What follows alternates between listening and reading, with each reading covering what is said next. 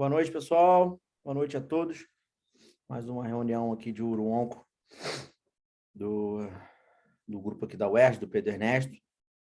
E hoje, o artigo que a gente escolheu para conversar sobre ele, né, foi um trial, que é o Sport Trial, um trial que vem, o resultado dele vem sendo aguardado há algum tempo.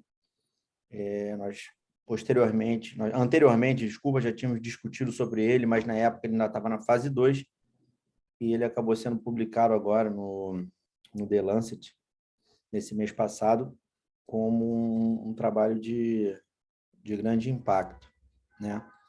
O João, que é o nosso residente do terceiro ano, vai fazer a apresentação, o João Bechá, e hoje nós temos um convidado especial, Dr. Igor, radio-oncologista, grande nome aqui da Rádio Rio de Janeiro, para nos prestigiar aqui e fazer comentários sobre a apresentação do João. Obrigado, João. Obrigado, Igor. Obrigado, Paulo.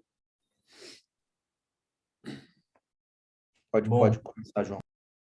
Boa noite, gente, tudo bem? O professor Fernando já me apresentou, eu sou João, sou R3 de serviço. Hoje eu vim apresentar um artigo, um estudo trial fase 3 randomizado, um estudo internacional multicêntrico que se chama Sport Trial. Ele avaliou a adição da terapia de deprivação androgênica e a radioterapia dos linfonodos pélvicos à radioterapia do leito prostático. Isso nos tratamentos de resgate.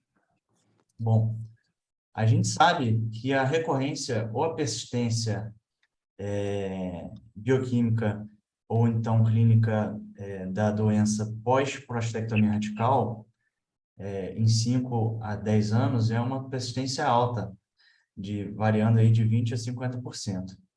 Os principais fatores de risco são o PSA inicial, a gente vai ver que é o principal fator prognóstico, e também o grau da doença, né? O estadio maior do que T3A, uma cirurgia com doença com remanescente local, mais positiva, uma doença com linfonodo positivo na linfadenectomia e um ESUP maior do que 3, ou igual a 3.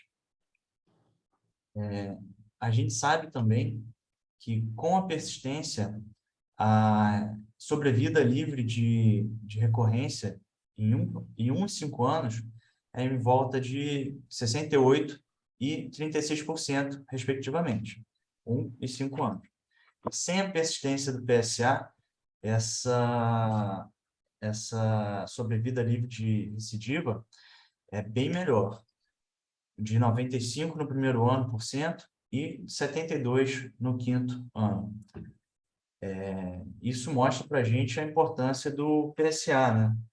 E é o principal fator prognóstico da persistência e a recorrência. O principal fator prognóstico em relação a tempo de vida livre de metástase, a sobrevida livre de recidiva bioquímica, óbvio.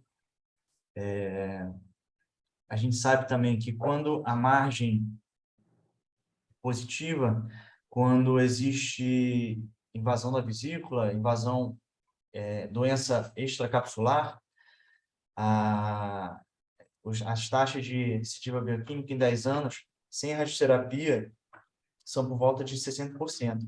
E com a radioterapia adjuvante, no caso, é por volta de 30%. Ou seja, existe um impacto grande na radioterapia adjuvante em relação à recidiva bioquímica em 10 anos. A gente sabe também que a radioterapia de resgate, quando feita de maneira exclusiva, ou seja, sem a adição de bloqueio hormonal, terapia de deprivação antiandrogênica, a gente sabe que as taxas de falha são muito grandes dessa radioterapia de resgate exclusiva, o que favorece a gente a querer buscar um tratamento melhor, adicionar a radioterapia um tratamento sistêmico, né? Bom, Em relação agora a um passado recente nosso, quer dizer, não ser recente, mas pelo menos não tão longe, até pouco tempo atrás a gente achava que assim, a gente sabia que a radioterapia adjuvante tinha resultados benéficos em relação à sobrevida livre de metástase, em sobrevida livre de doença de maneira geral. Como mostra nesse estudo de 2019, em que mostrou benefício na sobrevida livre de metástase e também benefício na sobrevida global.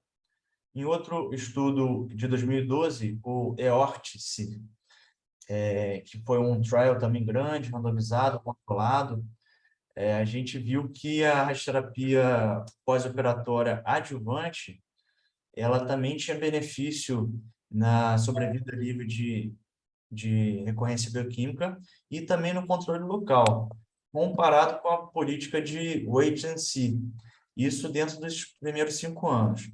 Mas esse benefício ele não se mantinha na sobrevida livre de progressão clínica.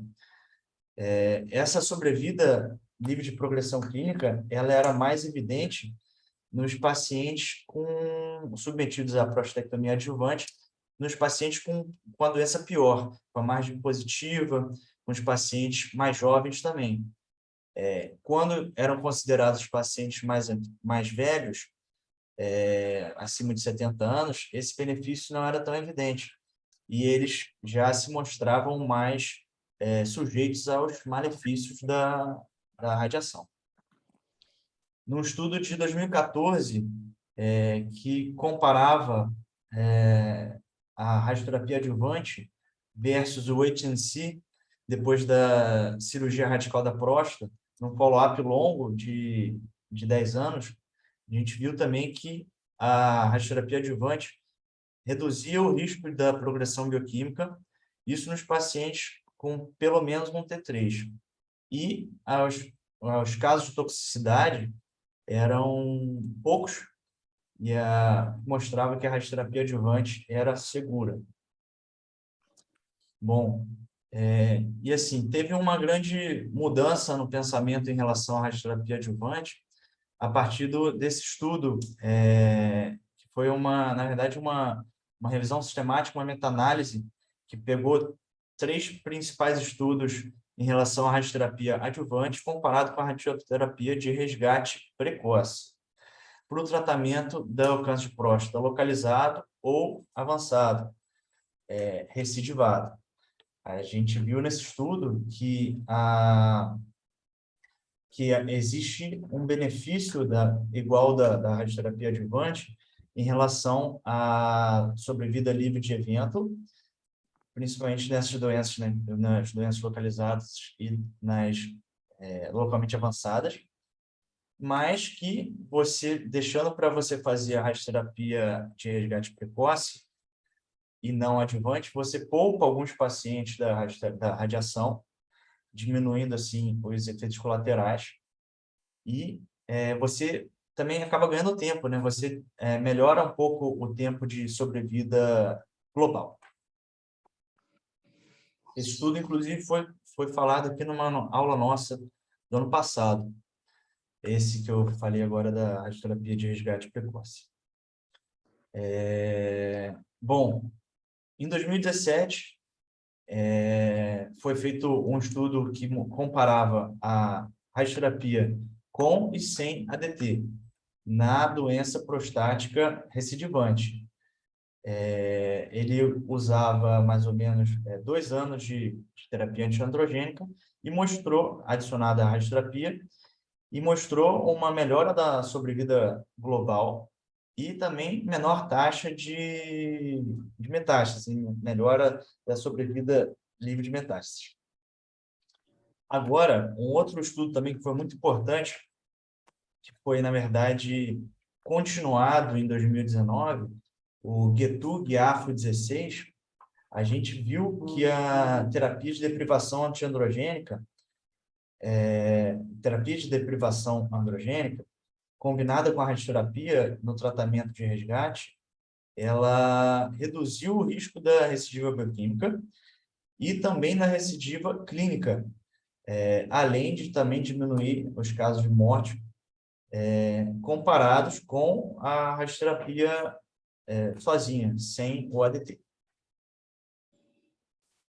Bom, agora vamos, né, para esse estudo que a gente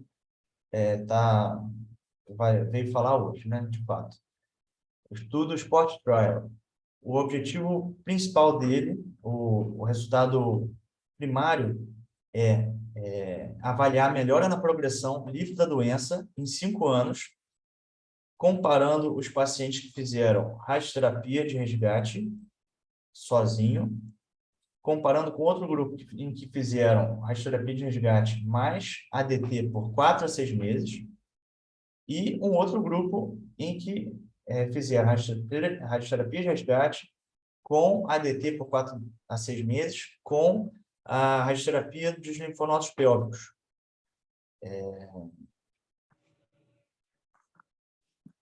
Para isso, foram escolhidos lá de acordo com a base de dados internacional, pacientes de 3 países, foram 1.792 pacientes, mas no final das contas excluíram uns 70, dividiram em 3 grupos. Esses são o grupo só da radioterapia do leito da próstata, radioterapia do leito da próstata com ADT de curto prazo e radioterapia do leito da próstata com ADT de curto prazo com radioterapia dos linfonodos pélvicos.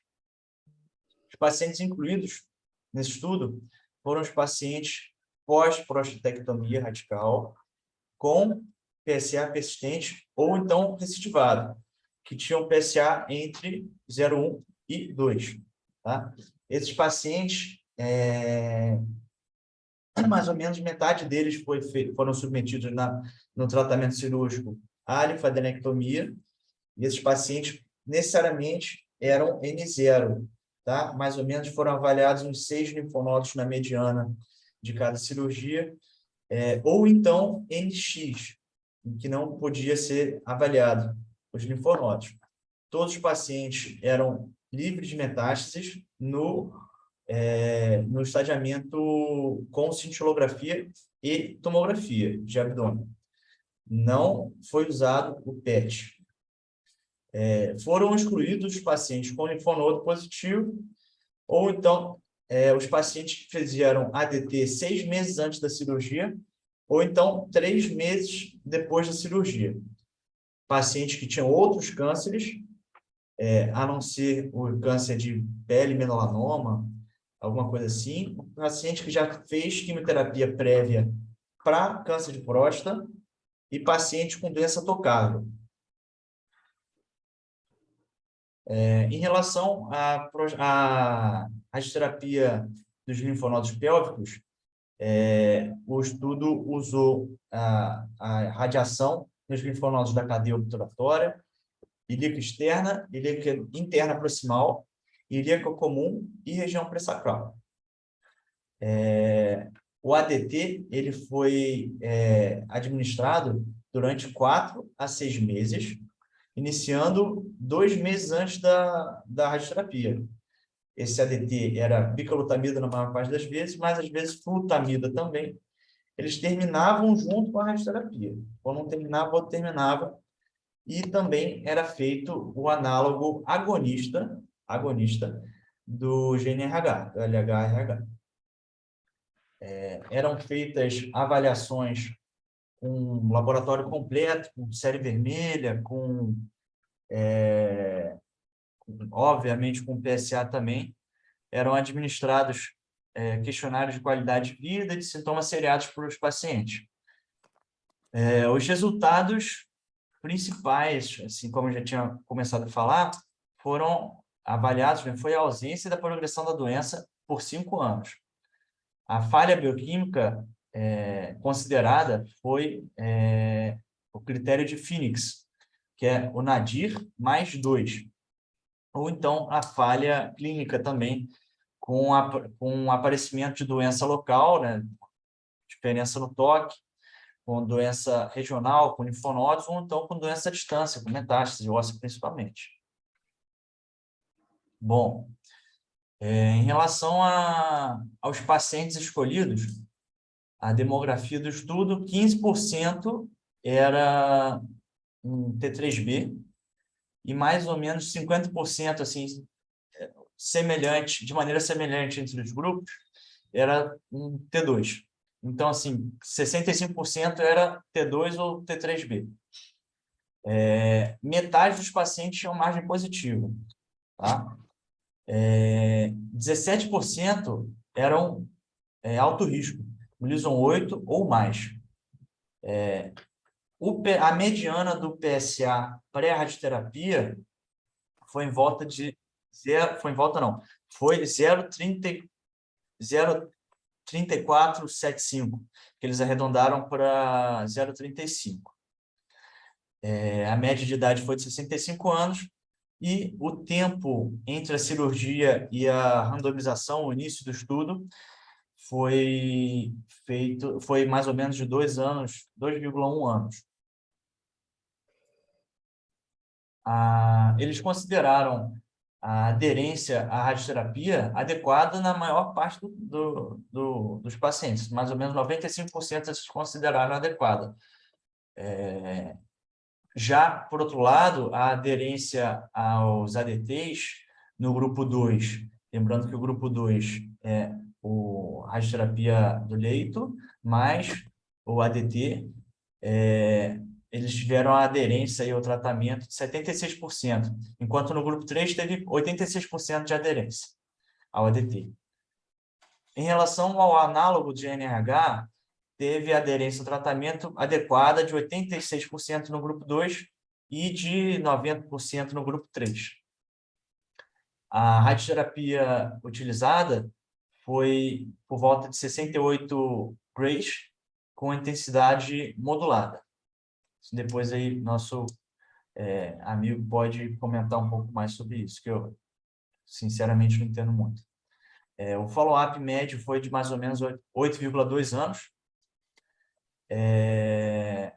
Um follow-up que até foi um pouco criticado mais tarde, daqui a pouco a gente vai ver sobre isso. E o tempo médio de uso do ADT foi de 6 meses. Bom, em relação aos resultados, o resultado principal, desde o início do estudo, era a progressão livre de recidiva dentro dos 5 anos. No grupo primeiro, que era só da radioterapia, essa progressão foi por volta de 70%. Já no grupo, quer dizer, essa é a porcentagem livre da progressão, né? 70% no grupo 2, 81%, e no grupo 3, 87% foi progression free da recidiva bioquímica. Comparando o grupo 3 com o grupo 1, a gente teve uma melhora significativa dentro desses 5 anos, com um P bem significativo, menor do que 0,001. Tá? Comparando o grupo 3 com o grupo 2, existe uma melhora, mas com um P menos significativo. E comparando o grupo 2 com o grupo 1, que não fez nenhuma ADT e nenhuma radioterapia para os linfonodos pélvicos, também teve uma melhora, só e com um P também significativo. Em relação a metástases à distância, no grupo 1, um pouco mais aí do que 10%, né? 69 de 560 pacientes, deve, sei lá, dar uns 12%. Eles tiveram uma taxa mais alta de metástase à distância, comparado principalmente com o grupo 3, que tinha mais ou menos 41 de 570, que vai dar, sei lá, uns 8%. Agora, em relação à morte relacionada ao câncer de próstata, não houve uma diferença tão grande, como a gente pode ver aqui. As linhas, a linha vermelha é o grupo 3, tá? As linhas estão muito parecidas aqui, estão muito semelhantes.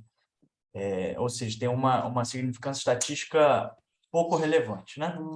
Diferente desse aqui que eu tinha falado agora, nessa primeira curva, em que as linhas estão mais separadas, então tem uma relevância estatística mais significativa. Agora, em relação à sobrevida global, é uma outra curva achatada, né? Tá tudo mais ou menos a mesma coisa aqui, não mudou muito.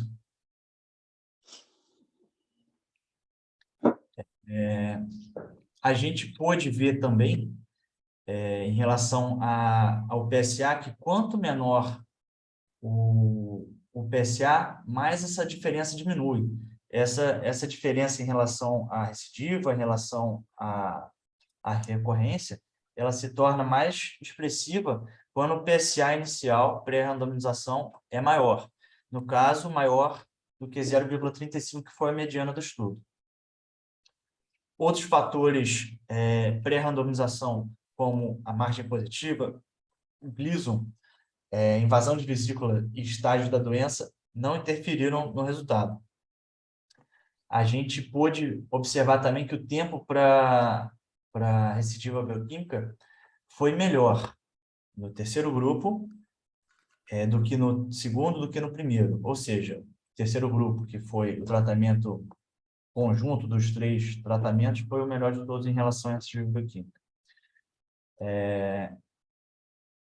Bom, também essa tendência se mostrou positiva também em relação à falha, tanto local quanto regional, mas principalmente a falha regional nos pacientes que não fizeram a radioterapia para os linfonodos pélvicos, né? Eles tiveram maior taxa de falha regional e a falha local, a gente vê que eles tiveram uma melhora significativa.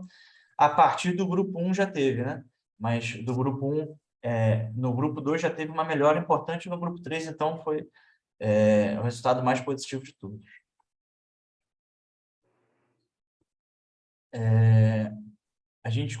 Eles assim, fizeram uma nova curva que não estava prevista no estudo, relacionando os pacientes que receberam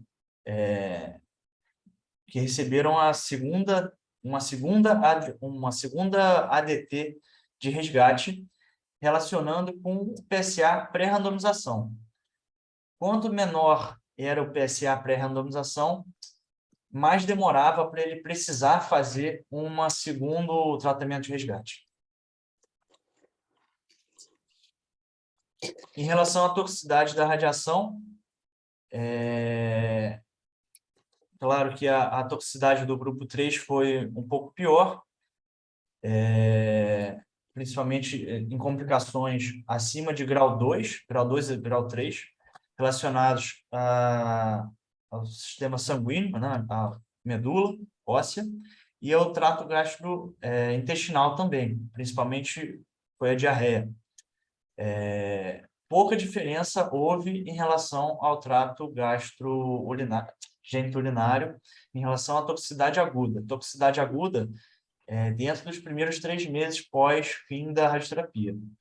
Em relação à toxicidade tardia, mais que depois dos 3 meses da radioterapia, não houve diferença importante, tá? Em relação aos grupos, em relação à toxicidade. Bom, a gente sabe que como mostravam aqueles estudos que eu passei logo no início, que a radioterapia adjuvante, seja lá da maneira wait and see, ou então seja logo de cara fazer a radioterapia quando tinha uma margem positiva, ou então quando tinha um PSA persistente alto depois da cirurgia, a gente sabe que isso teve um impacto importante em relação à diminuição da taxa de recidiva bioquímica, né? Mas a gente viu que o resgate precoce se mostrou mais adequado. Tanto assim, para ganhar um pouquinho de tempo de sobrevida, né? Porque você não vai queimando logo as etapas. A gente viu também que quando você vai fazer o tratamento primário do câncer de próstata com a radioterapia, existe um benefício em adicionar o ADT de curto ou longo prazo, de acordo com o risco da doença, né? Se é um risco intermediário alto, você já pode fazer o ADT por 6 meses, 2 anos, seja lá quanto tempo for. Existe benefício. E esse estudo de hoje, o Sport Trial, mostrou para nós que existiu benefício, sim, em relação ao grupo que só fez radioterapia do leito prostático, do uso do ADT de short term, 4 a 6 meses, e do ADT 4 a 6 meses adicionado à radioterapia dos linfonodos pélvicos. Em relação à definição de recidiva bioquímica, foi usada a definição de Phoenix, como eu já tinha falado, né, que é o Nadir mais 2. Não foi usada a definição existem várias, né, mas eles evitaram, por exemplo, a definição da EUA, que é um PSA de 0,2 e de outro PSA de 0,2. Esse PSA, essa definição de Phoenix, ela se relaciona com uma acurácia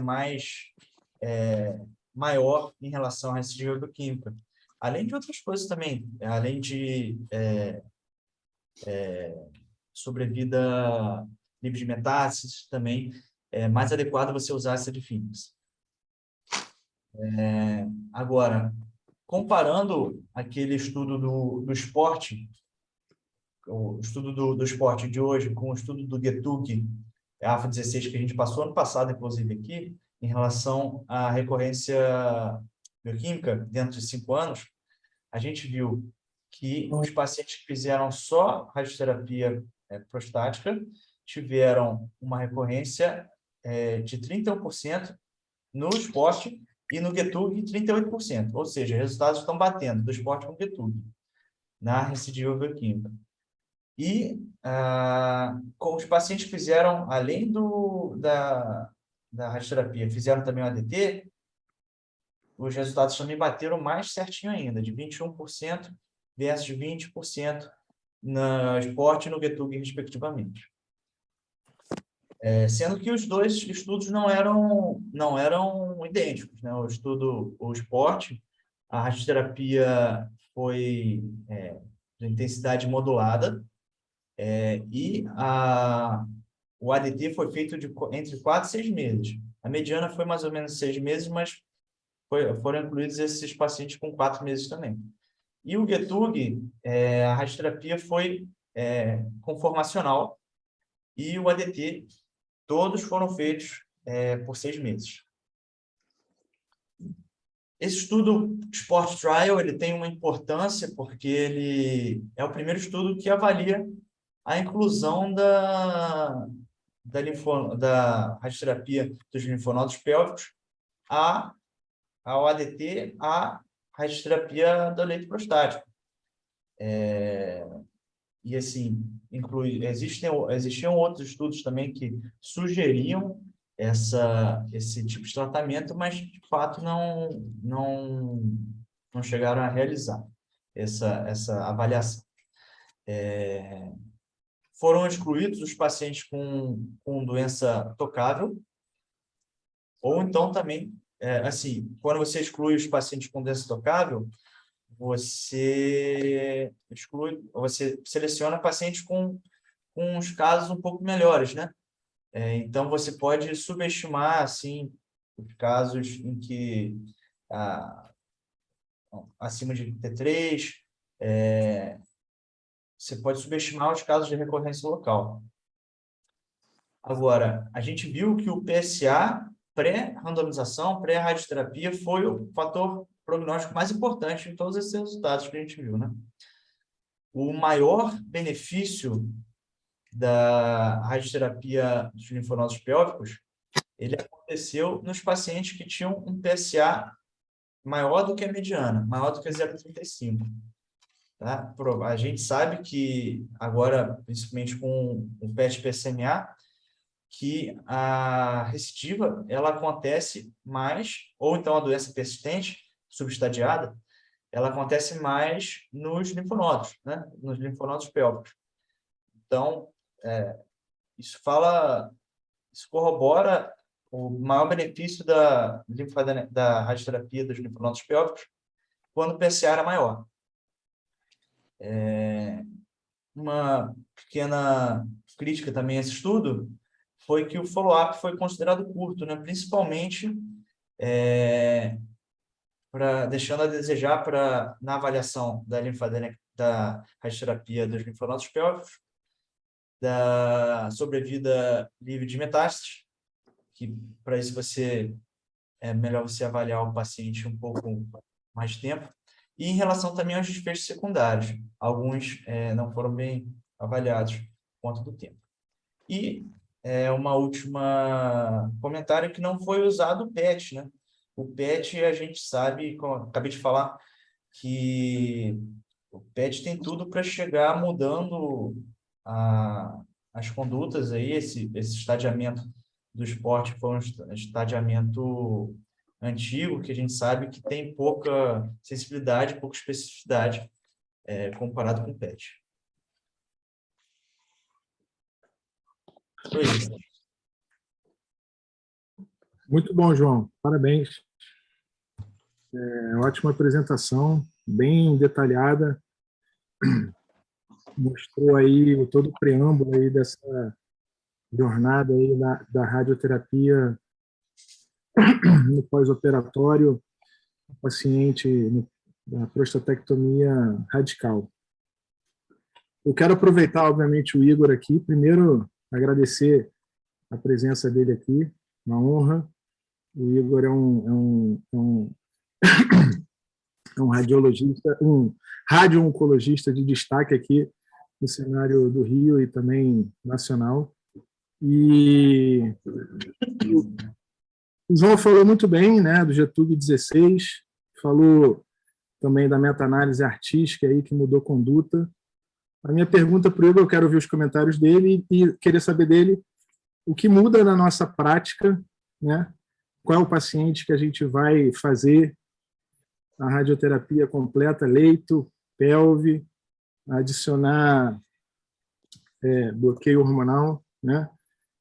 O GTUG 16 foi um estudo que mostrou que valia a pena fazer bloqueio hormonal. Eu e o Fernando, outra vez, a gente se formou numa época que a gente fazia radioterapia exclusiva, né, baseada em critérios clínicos, paciente com Gleason elevado, recorrência precoce, a gente interpretava como doença sistêmica, né, paciente com recorrência tardia, Gleason baixo, a gente interpretava como recorrência localizada.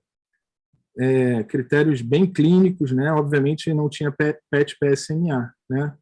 Aí depois isso mudou, eu não lembro o ano exato, GTUG 16, se eu não me engano, lá pelos anos 2016, 15, o Igor pode me corrigir, assim como outro estudo também, que não foi citado, que é o 9601,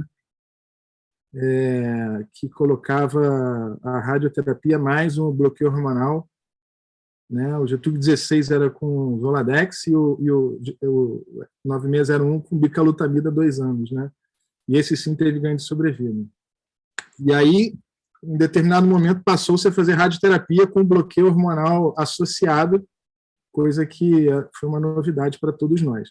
E aí, recentemente, como o João falou, teve a meta-análise artística que englobou 3 ensaios randomizados grandes, o Radical, Raves e o GTUG 17, se não me engano, que mostrou que você não deveria fazer radioterapia adjuvante para todo mundo, né? Você deve wait and see, como você falou muito bem.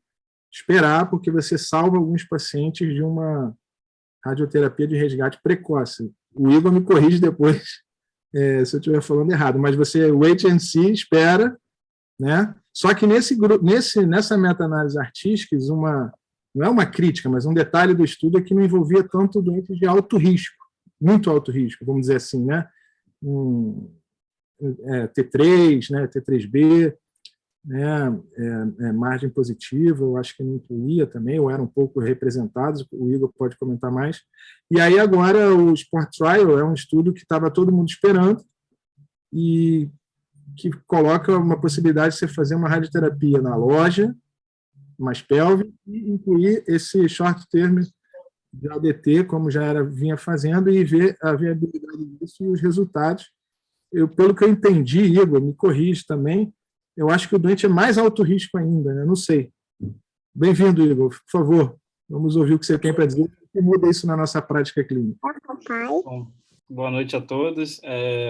Paulo, Fernando, obrigado pelo convite. É um prazer enorme estar aqui com vocês. João, parabéns aí pela aula. É um tema árido, né, para urologista. Seria como se eu fosse dar uma aula sobre cirurgia robótica. Eu fico me pensando assim que você fez um excelente trabalho, viu? Parabéns. Cara, esse é um tema que eu gosto muito, viu? Radioterapia de resgate, adjuvante, porque é nosso dia a dia. A gente pega muito esse paciente operado que eventualmente tem uma falha bioquímica e eu confio muito no nosso raciocínio clínico ainda, viu, Paulo? Acho que os trabalhos eles mostram que o principal definidor aí de prognóstico é o valor de PSA que você faz, que você tem no momento da radioterapia de resgate, tá? E eu fico com um pouco de medo. O João comentou do PET. O PET é uma ferramenta importantíssima, né? Não, cada vez vai agregar mais. Tem até um trabalho que a gente pode comentar um pouquinho, que é o Empire One Trial, que define o volume de radioterapia ou se faz radioterapia de resgate baseado no resultado do PET de fluociclovina, né? Mas até esse trial ele fala, se o PET for negativo, radioterapia na loja, tá? Ou seja, o meu grande medo é você ficar esperando essa doença aparecer no PET e o racional por trás de você tratar no momento que o PET está negativo, mas com uma subida de PSA, que você pega um volume pequeno de doença, né? A radioterapia tem uma chance maior de controlar essa doença e de toda forma você vai ter uma chance maior dessa doença estar ainda na loja. Porque quando a gente vai olhar os fatores de prognósticos, né, tudo que tem melhor prognóstico diz respeito à maior chance de doença na loja, simplesmente porque você faz radioterapia na loja, né? Faz todo sentido. Tanto é que a margem positiva é um fator de bom prognóstico para a radioterapia de resgate, porque se a margem está positiva, você tem certeza que tem doença na loja, então a grande chance de você responder à radioterapia. Já os fatores como Gleason mais elevado, né, 8, 9, 10, que seja, PT3B, um paciente que não teve abordagem nodal, né, uma subida rápida de PSA, tudo isso são fatores que levam a gente a imaginar que essa doença está fora da loja, portanto, a chance de resposta de uma radioterapia da loja é baixa. E é justamente nesses pacientes, talvez, que uma radioterapia agregada ao hormônio, ou, de repente, uma radioterapia com volume maior de radiação, como foi o caso do Sport Trial, né, incluindo o PELV, é que a gente vai ter um maior benefício de controle desses pacientes, tá? Então, da forma como eu vejo, né? E o João fez um apanhado bastante bacana do histórico. Então, o que a gente viu? Hoje é muito intuitivo para a gente, né, João? Você que é um residente, né? Você nasceu já com PSA acontecendo, né? Então, se a gente volta um pouco para trás, o PSA era meio que experimental, usado para controle de tratamento, né? Hoje a gente confia no PSA até como uma forma de um screening, uma avaliação inicial, primária do paciente. A gente opera e vê esse PSA subindo, a gente intui que tem doença, mas isso nem sempre foi óbvio, né? Então, aqueles estudos lá de trás, eles comparam observação versus radioterapia. Adjuvante naqueles pacientes de maior risco, que é o SWOG, que é o RTC, que é o estudo alemão, o ARO, que você mostrou bem. E o que eles viram é que tinha um impacto de controle de doença, controle bioquímico, e o SWOG foi o único que mostrou ganho de sobrevida global. Tá? Mas quando você vai olhar os pacientes, né, e a época em que foi feito, boa parte dos pacientes, acho que um terço ou um pouco mais, já tinha critério de falha pelos critérios atuais, ou seja, no que você estava fazendo, na verdade, era, em boa parte, radioterapia de resgate. Tá? Então, ficou a dúvida, bom, será que eu preciso fazer adjuvância mesmo? É que a adjuvância, em princípio, você não tem falha nem clínica, nem sorológica, né? E aí vieram os estudos de radioterapia adjuvante versus radioterapia precoce, e entendendo que o precoce é a partir de 0,2, né? De PSA. E alguns trials, como o Radicals, já usando um critério novo, que foi até usado aqui no esporte, né? De 0,1, né? A gente está migrando para esse cutoff em alguns trials já. Se isso é bom ou ruim, a gente pode discutir isso um pouco lá na frente. Mas o que eles viram é que, na verdade, se você fizer a radioterapia precoce é precoce mesmo, né? Deixar chegar a 0,2 e irradiar, você tem o mesmo resultado de fazer lá upfront na adjuvância, com o benefício de que cerca de metade dos pacientes evitavam radioterapia em 5 anos. Tá? Então, esses são os trabalhos de radioterapia adjuvância versus precoce. A adição do hormônio, eu acho que é um tema de bastante discussão ainda, viu, Paulo? Porque a gente tem o GTUG-16, como você bem colocou, acho que foi publicado em 2019, alguma coisa assim. Tem o RTUG-9601, tá? Que foi o único que mostrou ganho de sobrevida global. E talvez o motivo disso, talvez o tempo de tratamento, talvez, mas principalmente, na minha opinião, o perfil de paciente, né? O perfil de paciente com PSA elevado, por exemplo, acima de 1,5 nanogramas por ml no momento da rádio, foi de, eu acho que 15, 20%, ou seja, é um percentual elevado de pacientes que foram tratados com esse PSA muito alto. Então, esse grupo talvez tenha um benefício. Tanto é assim que foi publicada uma estratificação, uma subestratificação desse paciente, mostrando que a adição de ADT prolongada por 2 anos só era benéfica a partir de 0,7 de PSA, né? E possivelmente benéfica a partir de 0,6, né? E era deletéria em paciente com PSA abaixo de 0,6. Mostrando que, assim, eu acho que a gente tem que ter cautela na seleção do doente que vai fazer a rádio combinada com o hormônio. Aí você vai me perguntar, mas não tem benefício? Tem benefício. Mas qual o benefício que você quer dar para o doente? Controle de PSA? Controle de PSA é um endpoint tão frágil que ele muda de acordo com o critério que você usa. Por exemplo, o Alan Pollack, né, que é um grande radioterapeuta que fez esse estudo, o Sport Trial, ele usou o critério de Fênix, né, João? E é um critério que a gente não usa normalmente nesse cenário, tá? A maior parte dos trials não vai usar esse trial. Então, só a definição já muda esse endpoint. Então, endpoint um pouco frágil, né? A gente gosta de ouvir endpoints um pouco mais duros, como metástase. Mesmo metástase, se você muda o critério, a imagem que você usa. Se eu faço um controle com PET, ou se eu faço controle com raio-x, o meu endpoint de metástase, obviamente, também vai mudar. Mas é um endpoint um pouco mais duro, na minha opinião, do que propriamente apenas falha bioquímica, né? Mas o que a gente vê é mais tratamento, né, com hormônio. Controla melhor essa doença, principalmente sobrevida livre de falha e sobrevida livre de progressão sorológica. Mas nem todos os pacientes vão se beneficiar em redução de mortalidade ou ganho de sobrevida. Então, esse é um ponto importante. E agora, chegando no Sport Trial, o que ele tentou avaliar? A gente já entendia que uma radioterapia analógica com hormônio talvez controlasse melhor essa doença, pelo menos em endpoints mais frágeis, como eu falei, progressão de doença ou controle bioquímico. E aí ele fala assim, bom, alguns pacientes falham fora da loja, por que eu não vou, então, irradiar essa drenagem pélvica? Lembrando que a drenagem pélvica não é só a drenagem regional que vocês estão acostumados na cirurgia, né? A gente pega desde a bifurcação aórtica das ilíacas para baixo, então volume que inclui ilíaca comum, por exemplo, né? Isso a gente considera nos trabalhos de rádio como regional, né? Esse é um diferencial importante. A gente não vai considerar isso como uma área de doença metastática, muito embora seja, né? Seria M1A ali da ilíaca comum. E o que ele viu para a gente, que na verdade, se comparar o grupo 2, né, que foi rádio em loja com hormônio, com o grupo 3, que é rádio em loja, pelve e hormônio, a diferença não foi tão gritante, né? A sobrevida livre de metástase foi, enfim, não houve diferença, né? E houve um ganho aí de 6,1% de controle de falha, né, em 5 anos, ou seja, que é se a gente for calcular o NNT para isso, dá uns 16, 17 pacientes para você tratar, para evitar falha em um deles, tá? Isso é bom? Isso seria bom se a gente não tivesse toxicidade nenhuma. A gente sabe que não é assim, né? Quanto maior o volume irradiado, maior a toxicidade. A toxicidade é outro endpoint complicadinho, porque depende de quem está avaliando, depende do que você está avaliando, né? Então, hoje em dia, a gente confia muito mais naqueles PROs, né, PROMs, que são os Patients Reported Outcomes, que o próprio doente vai dizer o que ele está sentindo, né? Não é você que vai dizer como é que ele está.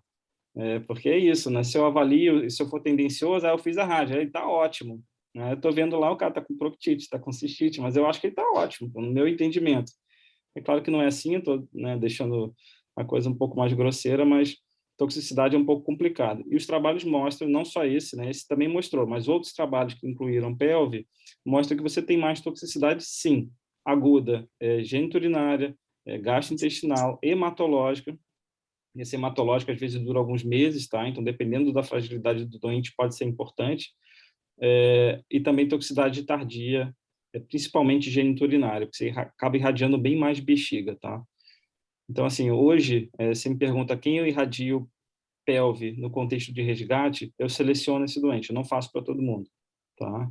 E aí é o doente com um Gleason mais alto, por exemplo, ISUP 5, eu faço praticamente para todo mundo. Um doente que faz uma avaliação cirúrgica nula ali no linfonodo, faz um sampling muito pequenininho, que eu não estou confiando nessa avaliação pélvica, e você tem um doubling time bem curtinho, né, acelerado.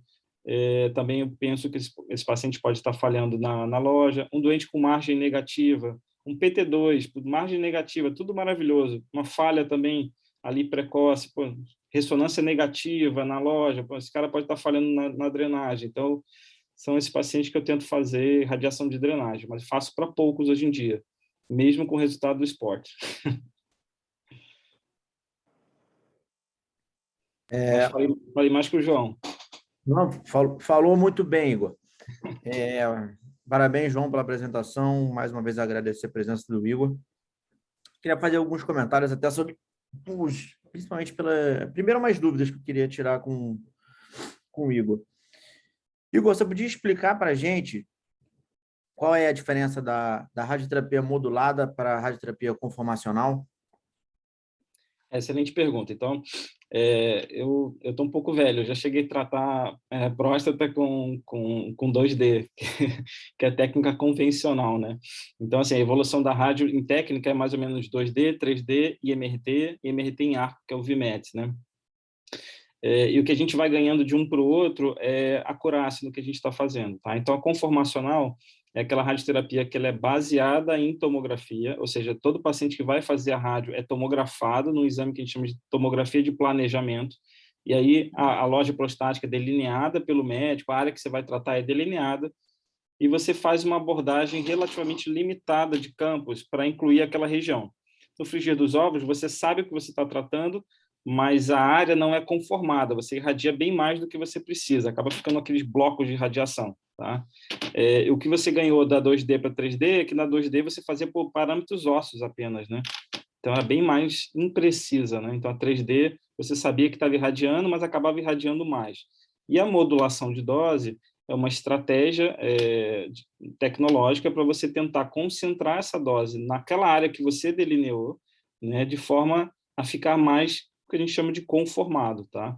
Então, o que a gente ganhou da 3D para a IMRT, ou VMET, é a conformação de dose, ou seja, eu tenho mais liberdade de fazer doses mais altas porque eu consigo concentrar mais e assim eu consigo reduzir toxicidade. Em termos de loja prostática, o que a gente ganha é principalmente na área das lojas das vesículas, né? Porque é uma área bem posterior ali na parede posterior da bexiga, que às vezes no 3D você, para chegar a dose ali, você teria que irradiar muito a bexiga, então acaba que você não irradiava muito. Mas, assim, na prática é isso, você cobre melhor a loja de vesícula e, de forma geral, você tende a ter menos toxicidade, tá? Então, essa é a vantagem da modulada. Mas, assim, não é que 3D é ruim, é horrível, o Getúlio fez 3D, então é muito, muito pior. Não. Quando você vai irradiando mais coisa, mais volume, então, assim, a modulação fica muito importante para evitar a toxicidade, tá? Então, irradiar pelve, né, drenagem pélvica sem modulação, putz, dá bem mais toxicidade, bem mais dose em alça intestinal, mais dose em reto, mais dose em bexiga. Então, estamos falando aí mais de toxicidade do que propriamente de controle de doença. Modulação, Igor, que você fala é IMRT, né? Intensidade modulada é IMRT, se ela for em arco, a gente chama ela de VMAT, ou VMAT, né? Que é a que eu uso hoje em dia, que é a intensidade modulada em arco, que é um pouco mais conformada que a IMRT, só que é tratada em metade ou um terço do tempo. Então, é muito bacana. A IMRT, às vezes, demorava 20 minutos, 25 minutos na máquina por sessão. O VMAT, às vezes, dá 5, 10 minutos. Ótimo, Igor, obrigado. Então, eu queria falar, a gente sabe que hoje, né, a gente tem cada vez mais feito o diagnóstico do câncer de próstata, às vezes câncer de próstata clinicamente significativo, mas em fase mais precoce. Fora isso, a nossa população, ela tende cada dia mais a viver mais pelos métodos de saúde que são atribuídos. Então, por conta disso, acho que a gente acaba operando mais doente, a gente sabe que vai ter recidiva, né? O índice recidivo em 5 anos, em torno de 20%, 30%, que é considerado alto. E o que a gente vê é o seguinte, né? Quanto mais precoce a gente fazer esse diagnóstico da recidiva, melhor. E tanto em termos do tratamento com a radioterapia. O João fez algumas observações, eu até tirei uma foto, para não esquecer do slide que ele colocou. Bota ele aí, João, que é mais fácil. Qual que é? Acho que é o último slide. Bota para mim lá, por favor. Da carinha, das carinhas. Esse, exatamente. Né? Primeira coisa que você coloca, primeiro estudo que avalia a inclusão da Método radioterapia. de aula, João. Parabéns. Foi muito legal, foi muito legal a aula. Não tinha carinha com um sorrisinho para baixo, assim. Aí botei primeiro. Mas ficou bacana. Então, o primeiro estudo que avalia a inclusão da radioterapia em região pélvica, eu acho que isso é uma definição muito boa. Aí, no segundo tópico, você coloca excluídos doenças tocáveis, recorrência local. É um fator ruim, mas, por outro lado, né, quando a gente fala em diagnóstico precoce, em recidiva precoce, a grande maioria dos pacientes a gente vai encontrar nessa fase. Né? Nesse paciente de recidiva, a grande maioria a gente vai encontrar esse paciente que a gente toca a loja, não encontra absolutamente nada, faz qualquer exame de imagem e também não encontra nenhum indício de doença à distância. Então, pensando nesse ponto, onde a gente fala em um tratamento precoce, não acaba sendo um ponto tão negativo assim. Né? O PSA pré-radioterapia, de fato, é um fator prognóstico, e isso não foi descoberto nesse estudo, isso aí já é algo sabido previamente. E esse tópico a seguir que eu achei muito interessante, né? Eu queria até falar isso com o Igor. Porque um PSA acima de 0,35 seria o paciente que seria o maior beneficiário do uso da radioterapia na região pélvica. A gente sabe que o PET-PSMA, por exemplo, num paciente nessa faixa, 0,35, ele não tem a sensibilidade boa, né? O paciente vai fazer o PET-PSMA e muito provavelmente não vai identificar nenhuma captação anômala. Então, Igor, você utiliza ou tem utilizado na prática clínica, a gente sabe que isso é um trial, que isso aí não é determinação de guideline, mas você tem utilizado na prática clínica esse valor de PSA para definir, ou às vezes o próprio ZUP do paciente se torna mais importante do que o valor do PSA. Na prática clínica, como isso aí poderia interferir, na sua opinião? Obrigado pela pergunta, Fernanda, muito boa. A gente sabe que PET nessa faixa vai ter uma sensibilidade de 40%, né? Então, a gente vai estar perdendo 60% de doença, eventualmente, que vai estar lá e não vai aparecer no PET. Então, desde daqueles anagramas de Stephenson, né, que a gente faz para avaliação de risco e prognóstico para radioterapia de resgate, eu acho que os aspectos clínicos e da patologia cirúrgica vão ser muito mais determinantes do que propriamente o PET. Eu acho que eu uso o PET na minha prática clínica, eu uso sempre ressonância, tá? Porque, para mim, eu acho que os radiologistas falam isso e confrontam até os médicos nucleares de que, para avaliação de loja, às vezes é até melhor, né? Principalmente o PET de galho, que você tem uma excreção maior ali na via urinária, então você pode ter uma dificuldade de ver um foco pequeno na loja, tá? O PET de flúor talvez seja um pouco melhor para isso, pelo menos anedoticamente, né? Mas eu prefiro ressonância para avaliação de loja, então eu me guio muito nisso, né? Tem um trabalho muito bacana, só para revisar essa primeira frase aqui, João, que você botou, o primeiro estudo para avaliação de inclusão da radioterapia pélvica, né? No cenário de resgate, tá? Só para complementar essa frase, porque no cenário de próstata presente, a gente tem vários bons estudos, né? O RTG 9413, o GTUG 01, a gente tem o POP Trial, que foi um trial indiano, publicado, se não me engano, há 2 anos ou 1 ano atrás, não lembro. E aí, por que eu estou falando desse trial? Porque esse trial que avaliou a radioterapia na próstata versus radioterapia na próstata e drenagem pélvica, ele usava PET, né, para selecionar esse doente, ou seja, mais de 80% dos pacientes fizeram PET, isso parece que é bem acessível na Índia por algum motivo, né, que eu não sei, então eles têm facilidade de fazer isso lá, e todos eles eram PET negativo, tá, para entrar no trial, e mesmo assim, em alguns pacientes, né, a adição da radioterapia em drenagem teve melhor controle de doença, tá? Mostrando que PET negativo não é igual a ausência de doença. Isso é uma coisa que a gente tem que entender e muitos colegas eventualmente não entendem. O Ah, Igor, pediu PET, veio negativo. Pô, não tem doença. Não, calma aí. Né? O PET é para você nortear o teu raciocínio, fazer uma dose mais intensa de rádio naquele local. Enfim, ajuda um pouco, mas você não pode usar o PET como palavra divina, né? Então, assim, eu uso o PET para nortear alguma coisa, mas uso muito mais critérios clínicos e patológicos para definir a irradiação da drenagem. Esse cutoff de 0,35 eu não uso. Eu não acho que só isso seja suficiente, né? O paciente que tem um 0,35, mas ele está progredindo há 6 anos, né? Tem aquele doubling time de não sei quantos milhões de meses, né?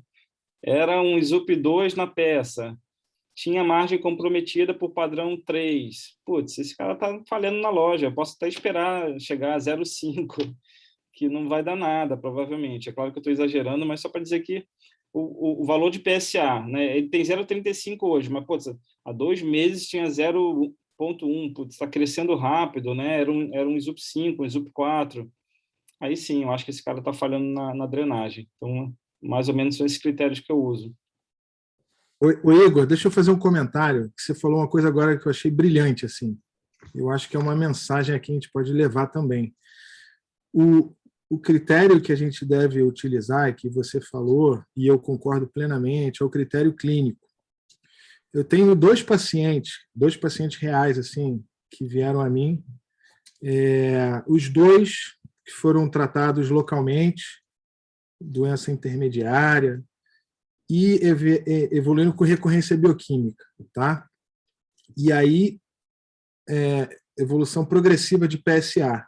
Um deles é um doente meu muito marcante, ele veio para uma segunda opinião, até para avaliar a radioterapia, olha que coisa. E ele tinha uma progressão de PSA, 0,3, 0,4, 0,5, 0,8, 0,9, e ele tinha uma prostatectomia há mais de 5 anos. E ele fez 5 PET-PSMAs nessa curva de PSA entre 0,5 e 1,5. 0,5 e 1,5. E aí vai até um insight que eu tenho na minha cabeça em relação a isso também, né?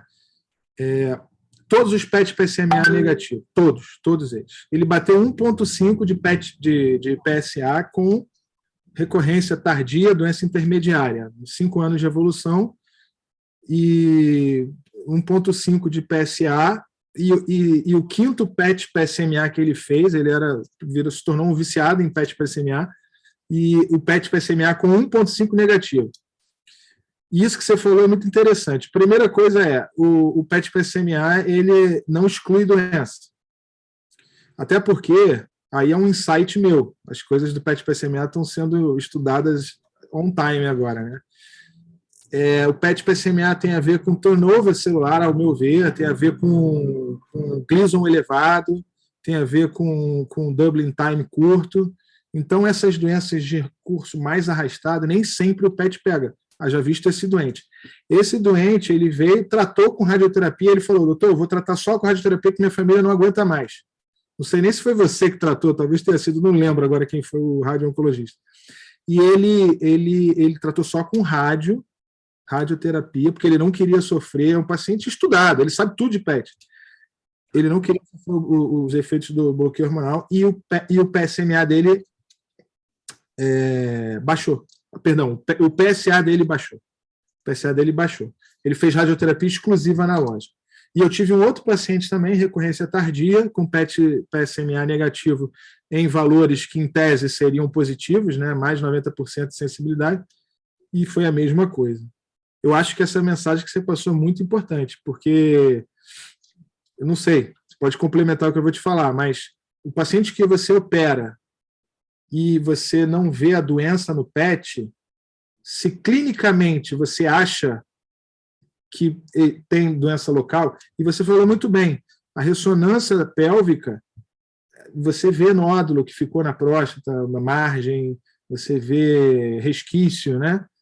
Às vezes tem mais valor até do que um PET. E se você, ainda que o PET seja negativo, não esperar talvez seja uma opção melhor, né? E você trata o que te tem à sua frente, né? É isso? Paulo, fantástico. Concordo 100%.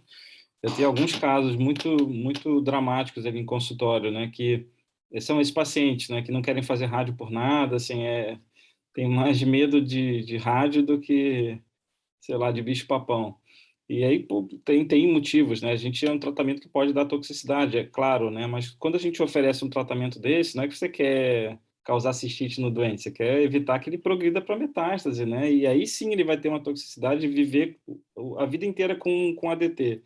Então, mas tem alguns pacientes que têm muito medo, né? De fazer uma rádio, de fazer um ADT, de fazer qualquer coisa, e aí ficam acompanhando esse PSA, ficam cultivando esse PSA, fazendo PET, né? E muito triste você ver alguns desses doentes, o seu caso teve um desfecho feliz, né? Tem alguns casos que você vê assim, o PSA vem subindo, bem devagarinho. Era um SUP2 ali, ou seja, o SUP2 normalmente é indolente, mas tem um componente 4 que uma hora vai crescer. E aí você vê que do nada esse PSA faz um pico, pum, pula lá para cima, duplica, triplica, e aí é o momento que provavelmente essa doença saiu da loja e virou metastática, e aí esse PET vem positivo. E aí você faz o quê? Aí você faz MDT, você começa a DT, esse doente saiu da faixa de paciente curativo, né? Eu já vi alguns pacientes assim, não foram poucos, tá? Então esse negócio de cultivar PSA e confiar no PET é complicado, porque quando aparece, talvez seja tarde, né? E outro detalhe, já puxando a brasa para os amigos radiologistas, né, e médicos nucleares, não sei se tem algum acompanhando a gente, é totalmente operador dependente, né, Paulo? Ou seja, não é uma imagem preto no branco, né? Não é uma imagem preto no branco. PET, então, tanto de falso positivo que a gente vê em arco costal e tudo, assim, doença de Paget, né? Hemangioma que vem positivo, e se o cara não tem experiência, ele fica em cima do muro mesmo, né? Ressonância é a mesma coisa. Ressonância tem que saber ver, ainda mais de um paciente de resgate precoce, em que você tem um valor muito pequeno de PSA, às vezes é um ponto ali, né? E outra dica, né? Quando eu peço a ressonância, por exemplo, para o radiologista, para a Natália, que vê meus exames, né? Sabanef, para o Léo Caiati, que vê meus exames também, a gente tem que dar o máximo de informação possível para eles, né? Ainda Oi? ainda vê a distância o Léo Caiati? Não, o Léo agora virou estrela, agora não vê nada. Mas ele... Rômulo aqui. agora está nos States. Mas eu dou o máximo de informação possível. Margem comprometida, onde era o lado da margem, PSA no momento do exame, ou seja, quanto mais informação você alimentar o seu radiologista, melhor vai ser o laudo que ele vai te entregar, né? Não pede assim, a ressonância de pelve, putz, aí é de matar, né? Fala o que é, qual que é o momento, o que você quer saber do exame. Mesma coisa o PET, conta a história toda, porque não é um exame preto no branco, né? É um exame interpretativo, então é isso, tem que interpretar bem o exame com eles, discutir em tumor board, isso faz toda a diferença e não tenho dúvida que é a prática correta hoje em dia, mas não confiar só nisso, ou seja, não tem doença no PET, mas o PSA está subindo, tem doença, onde será que está essa doença? Vamos raciocinar clinicamente, né? Esse para mim é o principal ainda. Beleza, eu só ia finalizar que acabou que a gente acabou entrando no assunto que eu ia falar, que era o último tópico, quer dizer, o follow-up curto, realmente isso aí seria um desfecho negativo do trabalho, né? Os próximos anos vão nos falar isso, e o último que ele marcou não usou o PET como ruim. Também não sei te falar se não ter usado o PET foi ruim ou não.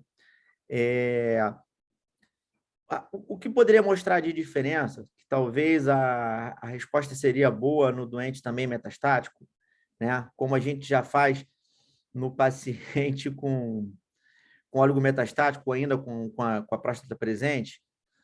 Então, como acabamos de ter uns 10 minutos de discussão sobre PET, não dá para a gente afirmar que o fato de não ter utilizado o PET nesse trabalho também tenha sido algo negativo, né?